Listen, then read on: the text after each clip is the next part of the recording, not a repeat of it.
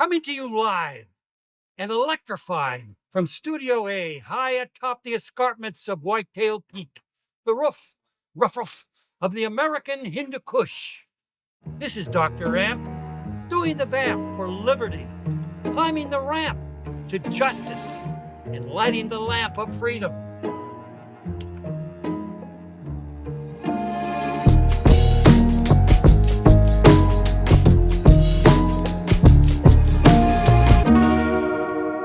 Coming to you live and electrified from Studio A, high atop the escarpments of Whitetail Peak. This is episode 459 of the show about the show, the podcast.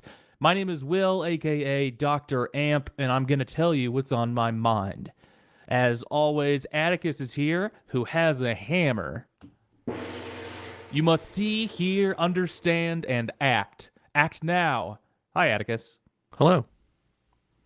This is a show currently about Twin Peaks. Today, we're talking about The Return Part 5. We also have a Patreon where we release a bonus hangout show every single week. That's over at patreon.com/Dr. Skeleton.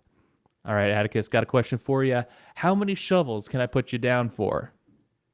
Am I paying shipping? And what is the shipping on a shovel?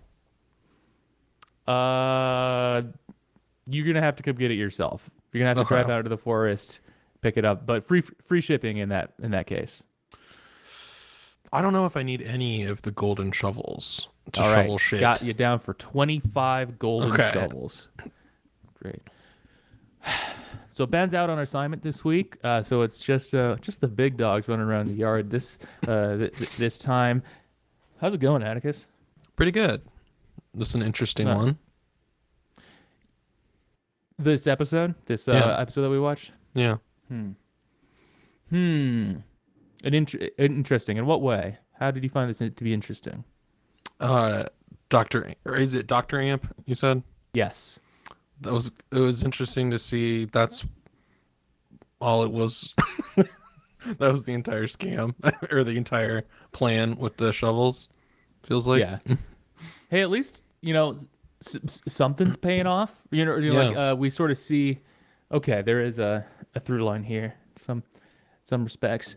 I thought that was fun. That was very funny. That was a funny part of the episode. I liked how Nadine and Jerry were tuning in. Those seemed like they would be the people who would tune in to for sure this kind of show. Really kind of presaged.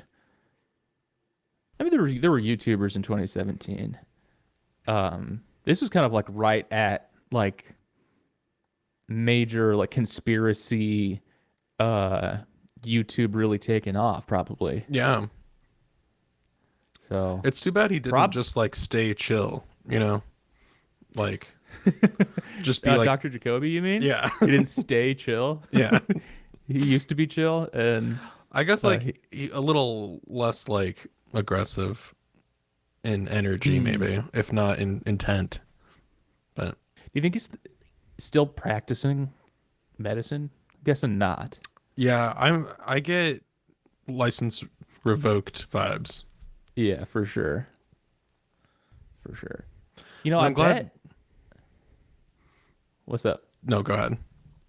Well, I was gonna say, I bet Jacoby, his YouTube page, like, I want to flash forward to like 2026 and see how he's dealing with like, he definitely would have been a QAnon guy, and Pizzagate and all that. I wonder where he'd be at in Trump 2.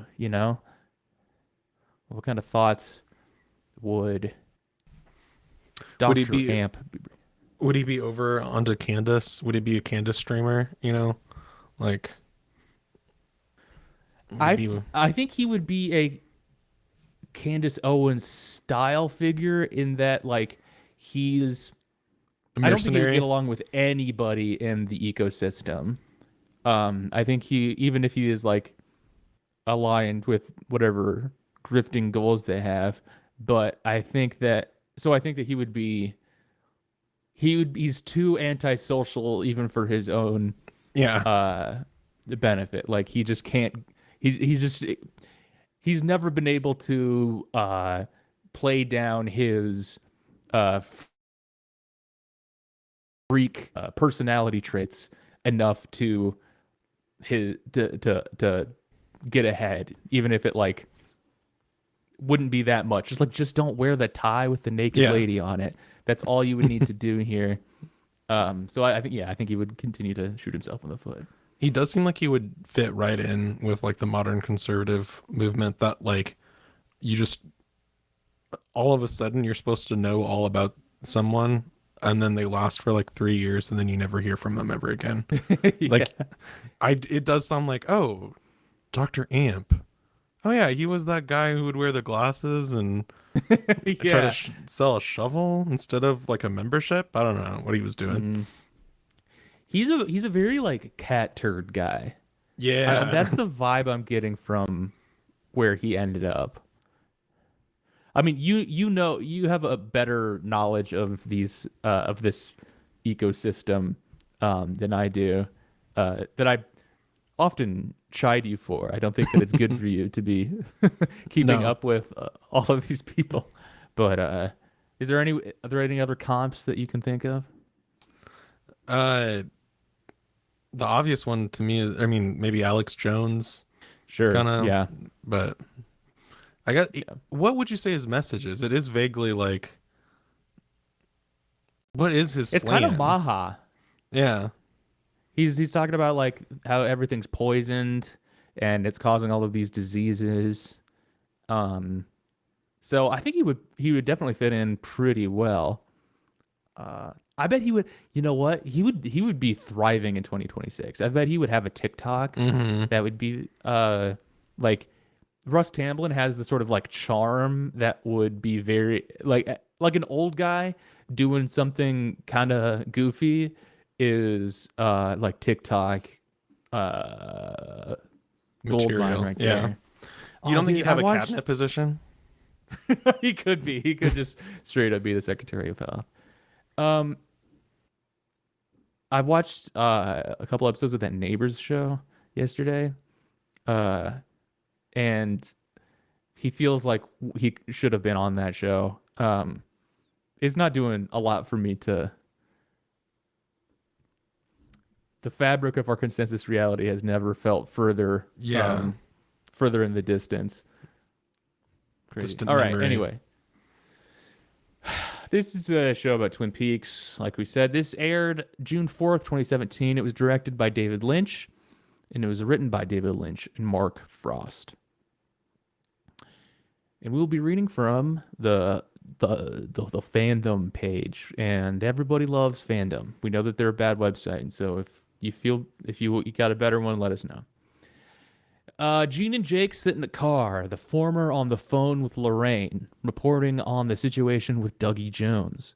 Frustrated, she sends the message to, leaving 159 characters to type, to her contact Argent, which causes a device in Buenos Aires to ring and flash twice with its 2 red lights. Nothing. You ever been to Argentina, Atticus? I haven't. Have you? No. I know that you haven't been to Argentina, and you know that I haven't. Didn't know I bring it up. It's the return of the idiosyncratic electronic handheld device. I thought that was kind of fun. Yeah, I think we could bring those back in a big way. Absolutely. Those are just fun. Yeah. The full keyboard. And she's typing for so long, and she ends up just saying 2, right? Yeah. That's good. Constance Talbot, Detective Mackley, and Detective Harrison observe the John Doe in the morgue. Talbot confirms the decapitation as the man's cause of death and presents a ring found inside the body. On it is an inscription that reads, "To Dougie, with love, Janie E." How do you compare this to the season 1 morgue scene? Do you feel like this gets the vibe right? 'Cause she's like trying to do stand up. Like, I know there isn't like a stand up scene in the first season, but like, you're like, does it fit with the off kilter Twin Peaks vibe that you crave? Like this scene. Yeah. It seems weirdly closer to the Fire Walk with Me morgue scene, even though that one was less fun. Mm. I mean, actually, none of the morgue scenes have really. This is the most fun morgue scene so far. Yeah. She's literally telling jokes. Yeah. The Riffing Mortuary. Would you go to her show? I don't think so. Would you? You know, If that was probably what she not. was selling herself as, especially. Yeah. Dad and I have been treating you to quite the electric riff over this whole weekend. Would you come to our show Yes. where we what is the I think the concept is I've been thinking of it as the prompt is director names that like a character in Veep would use to insult somebody. Like if you're a bad amateur director, someone might call you Mess Anderson or I can't think of I've written so many out. John Ew. I read a couple and I couldn't. I mean, obviously I was catching the director, of course, but then beyond that, I was like, I don't know. I'm gonna let them rip on this one. Well, here we go. Orson Underwhelms. Bor Verbinski. Lars Von Dreary. John Carpenter. You're kidding me, Scott. Clint Eastwood. Zoe's. That was a really good one. George Fruitless. Christopher No. Error Morris. All right. Anyway, so Mackley in this scene. I watched The Dark Knight Rises yesterday. Brent Briscoe, who plays Mackley, is in The Dark Knight Rises. He plays veteran cop. He gets Okay. I remember veteran cop, but no, that does sound veteran- right. That feels right. Yeah, he has like a number of speaking lines. He also looks a lot more interesting in The Dark Knight Rises. I think I've been a little shook by Ben's like disagreement with me about how people don't look that the actors don't look interesting in this show. I've been trying to like stay thinking about that. And I guess maybe it's just the way that they light certain characters because he looks it looks very like flat. It's like the flat lighting. There's a lot of this show is like the third season so far. There's a lot of ugliness in it. Like it just looks ugly. It kind of feels like streaming ugly.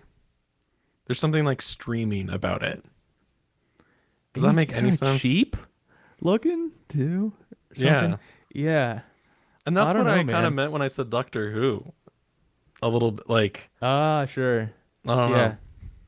Yeah. And yeah, I mean, obviously we know what David Lynch and Mark Frost are capable of, so it's like a deliberate decision, but it really like feels I don't know if everything feels so like plastic or something. Kind of crinkly. Yeah. The especially like the office scenes that we see, like everything is like a stock photo sort of thing. And like the lighting just looks ugly. I don't know. It's a bad world that we're seeing aesthetically. Now there's none of the like the loving glow or rich textures that we used to have. Everything feels cheap and flimsy now. Cooper's doppelganger sits in his jail cell and correctly predicts that his food is coming. Dang. He takes his food and goes to the mirror, noting that Bob is still with him. What does he say? He says like, "Food is coming. Food is so. on its way. Food is near." He's got a toilet right next to his bed. They bring food right to him. That's the Dream dream. setup, dude. Yeah, jail seems awesome, man. Yeah. At his place of employment. Oh, I guess. What do you think? We see Bob. Bob's still here. It's good to see Bob. Good to see Bob. Frank Silva died, right? Like well before this is like. That makes sense. He died in 1995. Okay. So this is archival footage. At his place of employment, Mike Nelson calls in Stephen Burnett, who has applied for a job. Mike tells him that his resume is inadequate and his forms were filled out incorrectly, then kicks him out. Oh, Mike. He turned into a Really? LinkedIn guy. Yeah. He's That's- like, I did this with my employees to get them to be more a productive style individual. And Steve, I like to see Mike. It was fun to see Mike, see Yeah. where he ended up. Makes sense for where he ended up. That's Yeah. he, it's. I don't think we caught exactly what he like where he's working, but maybe it's like a car dealership or I don't know. It seems like He came from a generation where you just needed to be around and you'd yeah. fall into a fruitful career. Mm-hmm. And then that gives you the leverage to browbeat about the margins on your resume. Although I will say that I bet Steven's job application did like Was- legitimately suck. Yeah, it was probably terrible. It's I know this guy from Get Out. Same. The racist from Get Out. The racist. The one racist guy. It came out the same year. It was a big year for. Oh wow. That's This a guy. captivating performance in Get Out, you know. He does a Yeah. very excellent job being incredibly off-putting and chilling. Yeah, I'm gonna look him up. Caleb Landry Jones is the actor's name. And I've seen him in other stuff. Oh yeah, he's also in 3 Billboards Outside Ebbing, Missouri. I guess that's the other thing I've seen him in. Probably seen him in other stuff, but he's good. He's Yeah. good. He's good at acting. It's kind of it's cool to see. Like now that we're like basically 10 years out from the return, even now, it's kind of cool to see some like that guy or like up and coming actors who like had stuck around yet still, and that's cool that they are in this. And then of course there's the mix of like veterans too. So I don't know, but yeah, he's got a real sleaze bag vibe. He does a good job of. Sheriff Frank Truman talks to Harry on the phone and is informed by Lucy Brennan that his wife, Doris, is coming to him. Doris tells him about her frustrations, including a leaky pipe. And Dwight has diarrhea. Clock that. Diarrhea check. Diarrhea check. I Dwight's did got not it. know Dwight's got it. I like Frank Truman. I think it's a good addition. Yeah. He seems like he fits in. Mm-hmm. We're getting I think Harry seems to be dying on the other end of the phone. That's too bad, Yeah. I guess. Yeah. Zoe said Doris is giving Judy Gemstone in this scene, which I totally agree with. She is going very over the top and like kind of like immature with her complaints. Not that they aren't legitimate necessarily, but she's like she's throwing a very like theatrical, like little kid style fit about them, and Frank is just giving her nothing back. Yeah. He's so that would be frustrating. Yeah, I feel like they found ways to irritate each other. Mm-hmm. Janie E, Sonny Jim, and Cooper leave the Jones home, and Janie E tells Cooper that he had won $425,000. He looks at Sonny Jim and begins to shed tears. On realization that Dougie's car is not there, Janie E begrudgingly takes Cooper to Dougie's work. So here's a painfully extended through line in this episode that made me like ultimately not care for this episode that much, but the just dragging Cooper through his day was painful, Yeah. excruciating. Like it's funny, I guess. It is funny. every so often. Mm-hmm. But like, we really are just staying in it. I think that's kind of like the remarkable piece of it. It's just Yeah. how much time we're spending on it, and I do appreciate that. Ultimately, how like I do oh if any directors are listening to this who are about to embark upon some kind of like nostalgia piece, your revival slop is coming your way, that you've decided to helm up the next, we're doing the Sandlot 2 or something. I think there's probably a Sandlot 2, but we're gonna bring back an old beloved IP. Sandlot Reloaded. Sandlot Reloaded. I can't encourage you enough to have contempt for the hardcore fan base. Like, nostalgia is the enemy. Do treat it with contempt. Do treat your fans with contempt. And so like, I do applaud the decision to, like, instead of showing like doing like fan service of showing Big Ed and Norma living like a happy life or something, we're seeing like Cooper just being like slowly pulled into an SUV, not remembering to close the door, not tying his tie, just on and on and on and on. Like, that's a funny like decision you call. And okay, uh, maybe though, what we don't like too though, maybe like fit the coffee thing in, because like the coffee thing is kind of funny, like, but also it's a little bit like, isn't it kind of, shouldn't he have a little bit more contempt here than to include multiple coffee jokes? You know? It's a good point. Yeah.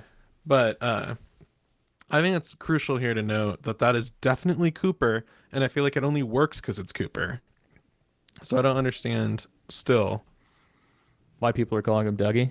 Yeah, because it's Why like just, fans call him Dougie? it's not Dougie. That's the only reason why it works. That's why he's like that. Although, I think still. I guess an answer to like, why isn't anybody doing anything about this? Like, why are they reacting? Why aren't they calling 911 or like, how are He's they having a not stroke seeing or that something is? something. Yeah, I guess Dougie might sometimes act like that, or like there's something about Dougie that this is making this behavior not particularly out of character. But merely I guess. extremely annoying. Right. There must be enough goodwill that Dougie has built up, and like enough precedent to set somehow to make this not seem that weird that's happening. But we haven't seen that. And so this was really, oh my God, dude. Like the Phil just pulling him around places. Yeah. All right, man. He's not gonna make that call to the people you owe money to, Janie. He's just not gonna do that. Right. You have to know he's not gonna do that. He hasn't tied his I did shoes. Yeah, how do you think that he's gonna do this? I guess he's previously woken up and pulled something off like that before. But whatever. Cool wood paneled SUV. Yeah. I think at some point I gotta do like a deep dive on the cars of the return, because they're all very conspicuous vehicles, very interesting cars that we see. You know, maybe we're also making commentary just on like husbands in general. Like Dougie is the American husband. You have to like drag him places, like push him to work. And you know He's gonna, what? like, He's doing exactly what you joked about Mike doing. Like all you had to do, all Dougie had to do to get a job at some point was just kind of like be in the area, Yeah. right? And then he just kind of like buffeted towards middle class prosperity, I suppose. Gets a custom license plate, buys a bunch of stupid coats. I mean, clearly, and like seems to gamble it all away or like lose it and get in bad with some people. But you could simply not do that, Yeah. and be fine. Yeah. That's how I would kind of handle it. I think if it was up to me, I probably just would not throw my money away. Yeah. The only problem is if you get transported into someone's body who has already thrown it all away, then what do you do? I would simply go win $425,000 at the casino. You pull a coup? I'd pull a coup. Gene and Jack check on Dougie's car again, which still has not moved. A group of delinquent youths also drive by the car. Oh, I missed this last time. All the houses in the subdivision are for sale by different realtors. That's It's funny. kind of funny. Instead of just like, one person or firm taking over the, job of selling everything in the subdivision. It's Maybe something happened that everyone wanted to leave. The first generation moved in, and then they were like, "Shit, sucks." Explosion or something. A bank blew up. interesting. I know enough about Twin Peaks to know that you might not be too off with that. But I was gonna. That's very interesting that you picked up on that, because I've heard of where this series is heading. I didn't pick up on it. I was feeling maybe more that nobody has lived here ever yet. It was built, and then no one ended up moving in, just because I feel like the sign out front, sort of like advertising it, that you wouldn't do if it was already full. I don't know. But it being in the desert out in the American West, you're onto something. Janie E. drops Cooper off at work, and he wanders, following the aim of a statue of a man carrying a revolver. He stands around until Dougie's coworker, Phil Bisbee, comes carrying coffee on his way to a board meeting. Following him into the elevator, Cooper takes one of the coffees and begins drinking the quote, damn good Joe. It was Frank's cup, who then takes a green tea latte instead, while Darren is turned down by Rhonda and Benici next to Frank. And, Frank is served the 8th cup carried by Phil. There's a little... This summary is worded a little bit. I'm gonna punch this thing up. Yeah, and we're going into a lot of detail about who gets which cup, I guess. Frank tries a green tea latte and enjoys it quite a bit, it seems. I thought that was funny. Me too. That was good. This is very... I think you should leave. Yeah. It's like there's a lot of that kind of humor in here. The only thing I hope next episode we get him requesting a green tea latte. A green tea latte. Yeah, Phil has to remember to change his order. Do you fuck with green tea lattes? I don't know if I've had a green tea latte. Sounds good though. What's your fancy coffee shop order? What's a treat order for you? I'll do a pistachio latte. Pistachio latte? Yeah. Interesting. Have that at Starbucks. I would try that. It's pretty good. What about you? What do you get if you've been a good boy? If I've been a good boy,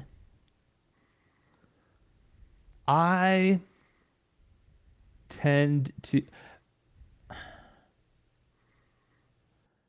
Any additional caffeine, I'm a very delicate flower Atticus, and so I tend to just not get anything at coffee shops, even if I've been a good boy, because when I have tried to get another coffee, it just ruins my day, makes me feel insane, and so I can't really enjoy anything there. But I've been trying out tea.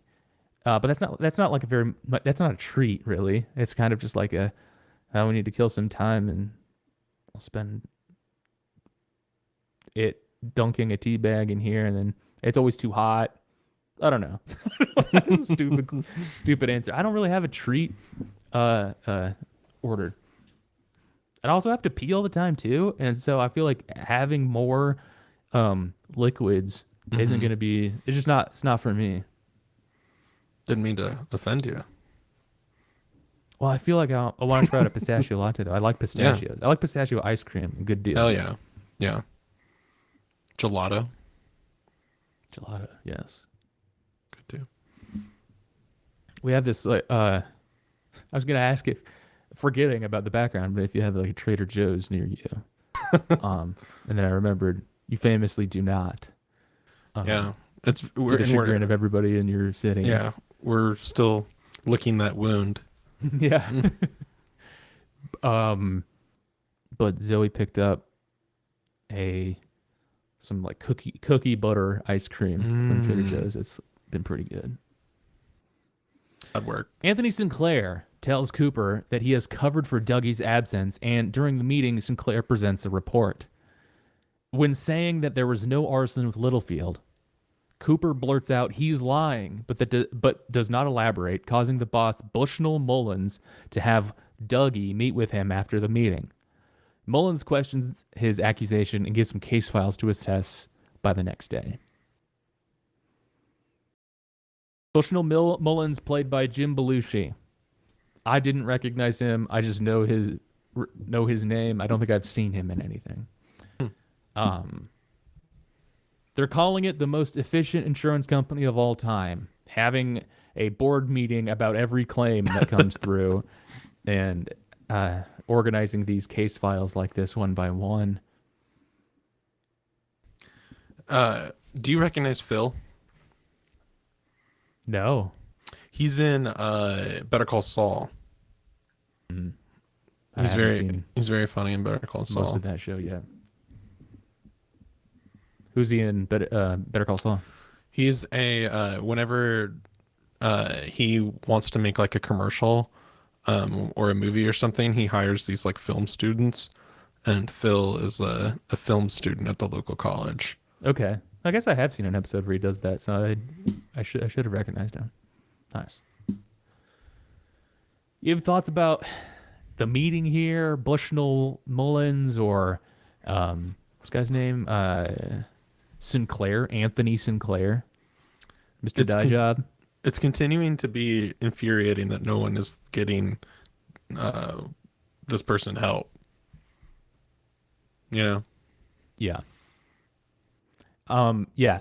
I spent a lot of time in this episode wishing that the characters on screen would do something to help. And I think there's a scene at the very end of this episode that really drives that home.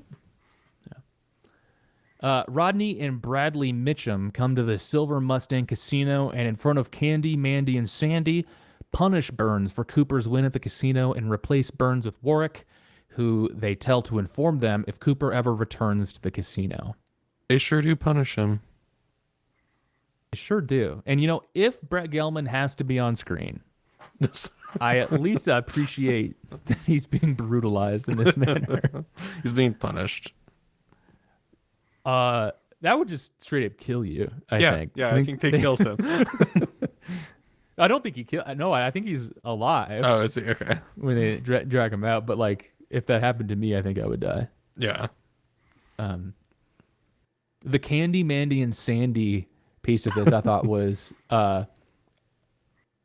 he still got it, folks. We're going to have these 3 women here in like showgirl costumes, kind of very casually hang out while we're punishing this guy. Interesting. Warwick is a good name.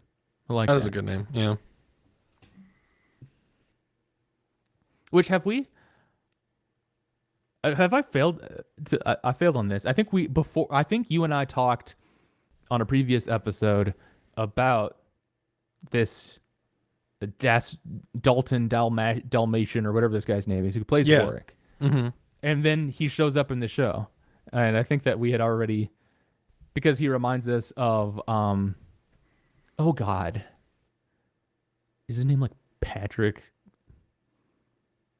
Mildew or something? What's the earlier in the episode there was the guy who's also in Mulholland Drive who he seems to have some deal with Mr. C, and we're like, oh, it's that guy, he reminds me of this other guy, and we talked about this guy, and then he also ends up showing up, but since we had already talked about it, I assumed we had already maybe met him, but no, it's just these 2 guys have both been in it. I like them both a lot. What's the guy's Patrick name? Fischler. Thank you. Yeah, Patrick Fischler, not Patrick Mildew. They don't look that similar when you see them, but it's hard to think of them as separate people. Right. They kind of play, and they don't even necessarily play the same roles, but maybe it's just because there are so few like character actors nowadays. That when you have a character actor, they're like, okay, that's like they're actors of a similar age, and then so they're gonna be character actors and kind of it's gonna be either one of those guys in your thing, and then in this thing it's both of them, which is cool. Only DL could bring them both in for a single project. That's absolutely true. While his mother is passed out on drugs, the little boy living in the home across from Dougie's car goes to examine it. He is shooed away by the gang of youths arriving in a loud black 1970 Dodge Charger who tried to steal the car. The bomb under Dougie's car explodes, killing several members of the gang, and the boy runs back to his home. Hearing him come back in, his mother slowly wakes up and stares at the door. I thought that was just a tracker, but I guess it was a bomb. Yeah, same thought. I don't know if he's shoot away as much as he's like, get the fuck away from here, and they throw a rock at him. Yeah, chased away. Threatened. He escapes them. Yeah. I guess. Yeah. Another cool car. This 1970 Dodge Charger. It's we're getting this like golden age of American muscle cars, like a lot of them appearing, especially out here in the West, which is a classic American West thing to have. Is like you have a cool muscle car on a long desert highway. That's cool. To be driving around Nevada. That's cool. But it's interesting how everybody drives these. Not everybody, I guess. Very specifically, not everybody. Jade obviously doesn't. Dougie doesn't. Just certain people drive these cars, but we've seen 3 of them already, in close proximity. And I wonder if that has anything to do with like, well, it's kind of rockabilly in a sort of way. It's kind of like throwback, in this sort of way that like when we were talking with Chris, he was talking about like the fashion of like that 50s and throwback fashion, 50s and 70s, whatever. I wonder if that's like an extension of this, lingering in this weird amalgamation of it all. I don't know. I don't know what to make of this. Like I said, I should do more thinking about the cars of Twin Peaks. And speaking of cars, an auto detailer informs Jade that he found a set of keys for the Great Northern Hotel in her car. Since they have an address on them, she puts them inside a mailbox for delivery. Cool. Does that work? That's what it says on it. I don't know though. Like it doesn't have a stamp on it. Would they take it? I wonder if like you can like, yeah, I don't know. I'm making this entirely up, not without any, but like I wonder if they could charge on delivery or something. Like, yeah, it's worth it to us. We'll pay the stamp to get a key. You know what? back. I guess I have had to come up with exact change for a delivery before. So I wonder if you could have a Suppose. deal like, hey, if you deliver this package, well, yeah, I don't know. We want our keys back. Want our keys back? That's true. Yeah, it's probably worth it. There's no better deal than the USPS. I gotta say.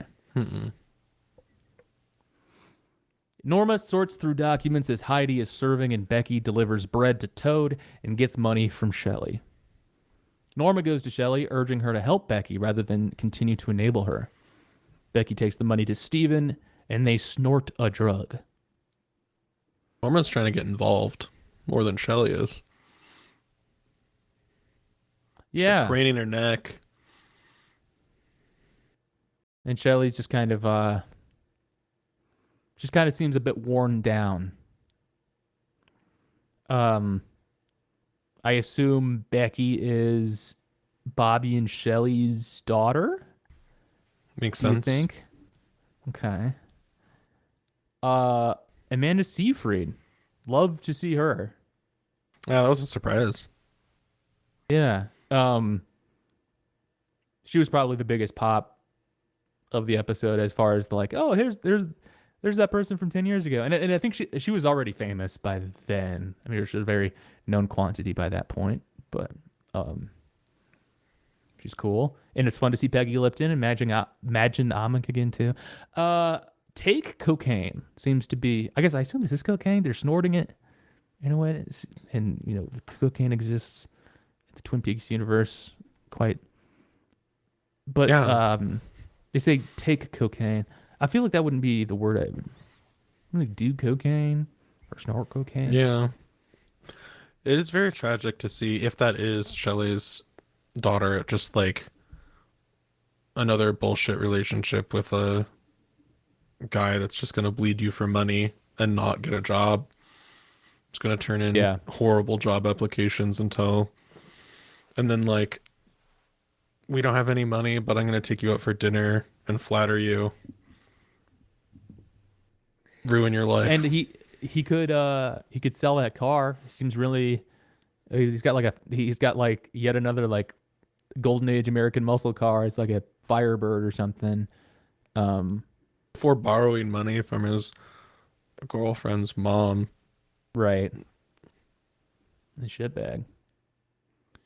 I plug Testament of Anne Lee. That's a fantastic movie. Amanda Seyfried's really good in it. Cooper is pushed out of the elevator at the end of the workday, and he goes to the statue he saw that morning. They were so pissed. That was so funny. Is that how you felt? Instantly start screaming at him the second the door opens. Yeah. Which, I mean, listen, I want to get out of work as soon as I can too. So if you're dicking around in the elevator like that, I'm gonna be yelling at you too. Yeah. At the Twin Peaks Sheriff's Station, Hawk and Andy continue to sort through the files. And here's another plug. Gotta put in this here. The Twin Peaks Sheriff's Station needs some B2B SaaS, Atticus. Some AI enablement, some data processing to drive business insights, I believe. They can't be sorting through the files manually this way. Surely there's other crimes lining up that they don't have to go so hard on just this slowly. They do seem to have a bit of a command center in the back. I thought that was interesting. Like there's that room full of like computers and constant monitoring and stuff that we definitely never saw in the original run. Lucy's all good with that, but if you call her on the cell phone, she freaks out. She's got like the machine from like The Dark Knight when you can see everywhere, like all the phones are linked up. Yeah, she's hacking into the Matrix, but she can't handle cell phones. It does kind of seem like maybe they built this whole wing of the police station and just didn't tell Lucy about it. Like it's kind of through this one room, and then we can't begin to explain this to Lucy, so don't even try. Jacoby starts up his webcast. He hosts as Dr. Amp, and it is viewed by Jerry Horn, who smokes a joint, and Nadine Hurley. His broadcast ends with an advertisement for his golden shovels that he urges his viewers to buy to shovel themselves, quote, out of the shit and into the truth. I almost want to like pull up the whole like monologue that he gives because it's pretty good. It's fun. It's fun. It's fun to see Nadine. I mean, she's still seeming like Nadine. All right, so this is what Jacoby says as Dr. Amp. It's 7 o'clock. Do you know where your freedom is? Coming to you live and electrified from Studio A, high atop the escarpments of Whitetail Peak, the roof of the American Hindu Kush. This is Dr. Amp doing the vamp for liberty, climbing the ramp to justice, and lighting the lamp of freedom. So, what's on your mind tonight? I mean, you know I'm going to tell you what's on mine. We're sinking down deep in the mud, and the fucks are at it again. I think I'm going to leave it there because I just kind of wanted to get to that line. The fucks are at it again. That's a great line. And I really want to clip this section to put as the intro clip, and viewers will know if I've done that or not. But I also think that, like, YouTube may like automatically censor the episode if I do that, because I feel like I've tried to clamp down on like insane webcast rhetoric or something, but it's from a TV show. I can do. I'm not actually meaning this, but like this, it's so like very very like what someone would say in this Yeah. media environment. What do you think of the broadcast overall? We kind of talked about it up top, but Very cool. I love the setup he's got. Like when it shows him from behind. It's all very cool. I thought for a moment that it was like just radio and I me didn't see the too. camera. So that he was all dressed up was like making me laugh too. Um, but it's Mm-hmm. still good that he's on camera. I think that's funny. Uh, I like his setup. I like his streamer room. Yeah. I was totally wrong earlier too when I talked about how like I made such a big deal about like, ooh, Jacoby is he's painting his shovels golden with a contraption he made. It's a machine that doesn't use electricity. It totally Oh, uses electricity. he's Dr. Amp too. It's yeah, he is Dr. Amp, and like yeah, he's all the way. He's not off the grid in any way at all. Yeah. He's about as wired in as he could be. He's live. This isn't like a pre-recorded thing. I think that's kind of an interesting piece of it too. This is live. He's got the live switching setup. He Yeah. switches video inputs to his advertisement. Do you think like okay, maybe we see more of this and it makes sense more, but from what you've seen so far, do you think the this is literally the best scam he could think of? Or I think it's just the newest one. I think he probably has a okay. different uh thing he's doing every. Okay. Do you think it's deep or is it incredibly what it appears? I think it's very shoot. Well, that's a good question. I think it's just a scam. I think it's supposed to. I think it's a little bit of a bait and switch about this like a spade and a spade is very rich symbol and that we can do a lot of projection and analysis on what that is and we talk about like digging up secrets. There's a lot of stuff that is buried here in Twin Peaks, and then spraying something gold. Oh my God, that's rich Mm-hmm. as well. Like what that could possibly mean, and it ends up being this like Shovel very yourself out of tacky, shit. yeah, infomercial thing that he's got going. That's my sense of what it ended up being. There is like something more to it than in like a meta way, and that we're supposed to like be Sure. on tenterhooks about what it could end up meaning. It could be about. At the Pentagon, Lieutenant Cynthia Knox informs Colonel Davis that they have received a match on Major Garland Briggs's fingerprints, the 16th match in 25 years, in Buckhorn, South Dakota. Davis doubts the legitimacy of the match, but says that if it is indeed truly Briggs that has been identified, then the FBI must be informed. Proceed. Got anything on this scene? Nope. Accepting the information, proceed, Mm-hmm. I mean, I think it's cool that Briggs is popping up. This episode did make me think about. I continue to agree with what I said earlier. I continue to be right. I don't know, but how like I think Briggs is, or maybe it could have been because it turns out he died, but could have been the hero of this story. And we are following the different characters in his hero's journey, I think. And I wonder if his death has kind of doomed them or something. I don't know. Or he's doing his best from beyond the grave. I don't know. The band Trouble plays at the Roadhouse as Richard Horn smokes underneath a no smoking sign. Richard Horn, apparently, is this Okay. guy. New information. This is a new guy, right? It would have been like a baby. Don't look at his. Don't click on that. Okay. Oh, well. Employee Frederico asks him to quit, and the off-duty deputy Chad Broxford takes over, but ends up taking a bribe from Horn.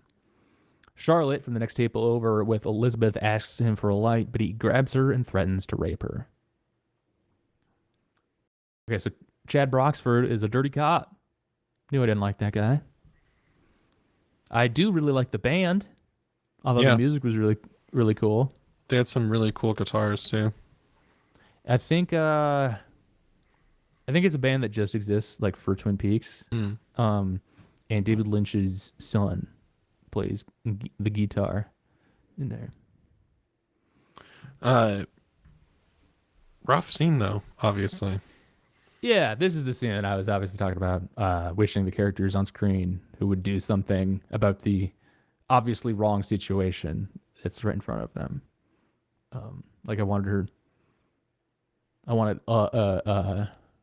Charlotte's friends to intervene before they did, or someone else to do something tough. Anything else about, I guess, the Roadhouse? Elsewhere, I think when it started, I was like, oh wow, is the episode over already? But it was a fake out. Yeah. I had to move my mouse to see the play position. Agent Preston examines Cooper's file and compares his fingerprints from before his 1989 disappearance and from the doppelganger's booking at the federal prison. Agent Preston doing the detective work here, inching around the PDF. Very funny. I always like seeing computer work in shows and stuff, and she's just very slowly, just like, inching, shifting the image very slightly, very small increments. Yeah. As like the elite hacking scene. I feel like computers always what movie or show has handled interfaces the best? Because it must be an impossible You mean thing to besides do. Minority Report? Yes, besides Minority Report. Iron Man. Oh man, what were we just watching? Zoe and I were just watching something where there was like a montage and there was like screenshots of Premiere in it as well. I feel like you should do everything you can to not show a computer screen. Yeah, probably. It was fun when it was like new. And Yeah. we were like, oh, cool. We had fun with that, or like really lean into it and go like, just goofy mode. And it's like, I like when it's like zoomed in incredibly tight onto whatever they're searching. Like you don't get a sense for what the interface is, and it's like a Born Supremacy kind of thing, you know? Absolutely. Like, click. Absolutely. That's such a good point. Like I've got my screen resolution at like 300 by 100, so I can do a knockoff Google search. Paul Rudd's computer. That might have been the best example of interface on screen. Warden Murphy gives the doppelganger his phone call. However, the doppelganger dials a number that sets off the prison's alarms, and he says, "The cow jumped over the moon," before hanging up, stopping the alarms. This was so funny. Going Mr. Robot mode with the telephone like that, and they can't stop. They can't do anything to stop the alarm. Very You funny. feel pretty annoyed. You know, you'd be like, God damn it. What is he doing? How to do that? There's no way we can't turn this off. You're telling me we can't make the alarm stop right now. He called something. Why and is it he made hooked the up alarm in go that off. way? This is insane. I would simply turn it off myself. Yeah. Someone hit cancel. Ooh, looks like we could just hit escape and we're good. Whoa, sorry, I was leaning on that. Yeah, it was a total coincidence. In Buenos Aires, the device contacted before by Lorraine rings and flashes twice with its 2 red lights and then shrinks to a kind of seed. Are you getting seed from that? Total seed vibes. I was don't getting know. nugget. Like, that's a nugget. Yeah.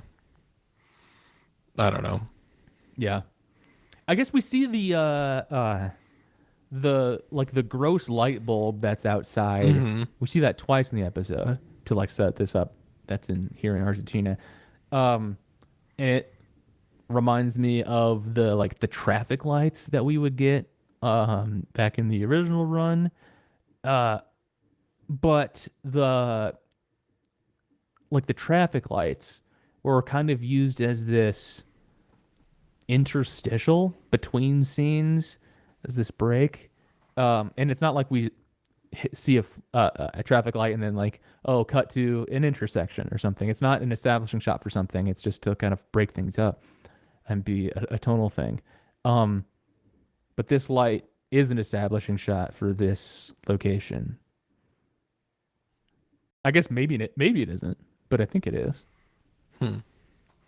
And do we have any idea where that is? I mean, Buenos Aires. I think that's Does that new. mean anything to us yet? I don't think so. Okay. Good. I think they made it up for the show.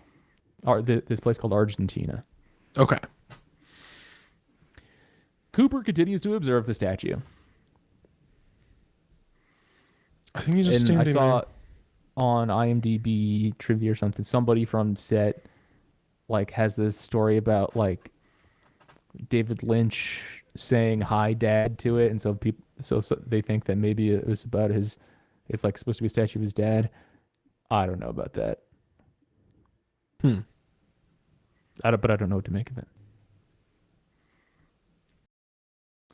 Well, that's going to be it for the show. We didn't get another Roadhouse performance because we already did that earlier. And so this is an episode kind of like the first one where the credits are just over Cooper standing at the statue. You're yelling at him to sit down. Go Big home, load Dougie. Oh, he has to have somebody take him to pee earlier again. Yeah. I thought he was going to learn. I thought, by the way, I laughed because I thought that's what you were talking about earlier. About him being dragged to the bathroom. As a sign of when you want someone to do something. She decided that this was, you know what? You can kiss me now. So I guess Dougie was perving Dougie's on her. the fucking worst. It sounds it's gambling, doing drugs, sexually harassing people at work, sleeping with sex workers. It seems like he and Anthony Sinclair are kind of pals too, Yeah. right? Because he covered for him, and that Sinclair guy seems like a real slime ball. Yeah, he's lying somehow on yeah, they probably get up to insurance some scams together. gross shit. Ooh, interesting. I like that. Okay, do you have an outfit of the episode? Ooh, I don't know if I don't think so. Yeah, I don't either. So I'm gonna pivot to car of the episode, and I'm gonna give it to that murdered out 1970 Dodge Charger. I'm gonna give it to, is it Janie E's wood paneled SUV? Yeah, that's cool. Who's your star of the episode? I'm flipping through, trying to give myself. You want to go first? Yeah, I'm gonna give it to Russ Tamblyn. Okay, that's an as obvious one. Dr. Jacoby. That's just fun. That's just a good time. Yeah. Thank you. That's good. That's the right answer. I failed to get our ratings for this episode for last week's episode, so I won't make the same mistake now. Let's rate this episode now, and then we'll give our rating for last week's episode. So, what do you give this episode out of 5? 3 stars. I agree. This is a 3-star episode for me. Okay, now put your mind back a week. We're talking about really briefly. We just do the entire episode again. Mr. Jackpots. Mr. Jackpots episode. What do you give Mr. Jackpots? A light 4. Okay. That one was the easiest 5 of my life. That was not in the like transcendent way that like that season 2 finale was. Like, I'm watching great art. It was just like so fun. It was fun enough that I gave it a 5. But yeah, that was a 5 last week. Do you have any predictions for where this is headed in the next episode? Just for the next Nope. I guess, do you have overall predictions for the season? Well, I guess maybe I'm reading too much into your reaction, but I'm getting like do you remember like the Call of Duty map, like Nuketown? Yeah. Getting Nuketown vibes in their like subdivision. For sure. But that's all. Okay. So do you think there's going to be nuke stuff in the next episode? Maybe. Some, I guess, like government investigating Black Lodge stuff as a weapon, maybe, or something. I don't know. Ooh. Who are we going to see? Any returning characters next episode? I think we're going to see a little bit more Bobby. Okay. And I feel spoiled by, I feel like the summary spoiled us a little bit with the last name. I feel like we're gonna we're gonna have to figure out what his deal is. I want more Wally though. Or why do you call him Wally? What's his name? Was that his name? Wally, yeah. Okay, yeah. I want more Wally. I fear we're done with Wally. I fear that was all we were gonna get. Yeah. I'd love to see. I'd love to see is different than what I think I will see. I bet we'll get more Dougie bullshit. Yeah. But if I had to guess who of the original crew we're going to see again, Big Ed. I bet we're going to see Big Ed. We need him. Somehow, Big Ed returned. Folks, thanks for listening to the show. This has been the Show About the Show, the podcast. Check us out on YouTube. Subscribe if you haven't. Share it with a friend who might be interested in either Twin Peaks or director puns. Kind of it's an either or situation with this show. Next week we're going to be watching The Return Part 6 of Season 3 of Twin Peaks. We hope to see you there. Atticus, hit him with the catchphrase. Now this is podcasting.